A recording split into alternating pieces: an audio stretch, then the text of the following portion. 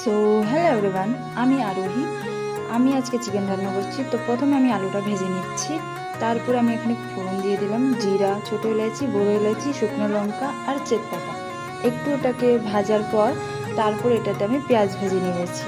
পেঁয়াজ একটু ব্রাউন করার পরে আমি চিকেন আগের থেকে ম্যারিনেট করে রাখছিলাম, সেটাতে সব কিছু দেওয়া আছে, রসুন আদা মানে সব মশলা দেওয়াই আছে। এটা একটু কড়াইয়ের মধ্যে দিয়ে একটু মানে নড়িয়ে চড়িয়ে কষিয়ে নেব।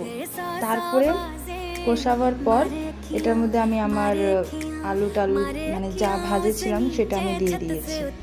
এরপর আমি এটাকে একটু নড়িয়ে চড়িয়ে একটু কষিয়ে তারপর ঢেকে রাখবো, 10-15 মিনিটের জন্য ঢেকে রাখবো। গ্যাস স্লো করে দিয়েছিলাম, ঢেকে দিয়েছিলাম। এরপর ঢাকার পর এটার রঙটা দেখো কত সুন্দর এসেছে। তারপরে এটাকে একটু কষিয়ে নিচ্ছি। এরপরে কষাবার পর আবার এটাতে একটু জল দিয়ে তারপরে ঢেকে রেখেছি। এই যে আমার ফাইনাল চিকেন রান্না হয়ে গেছে। এবার সবার আলাদা আলাদা রেসিপি থাকে, আমি এভাবেই রান্না করি। তোমরা প্লিজ কমেন্ট করে জানাবে তোমরা কিভাবে রান্না করো। ওকে, এটা আমার ফাইনাল চিকেন রান্না হয়ে গেছে। আমি ঢেকে দিলাম।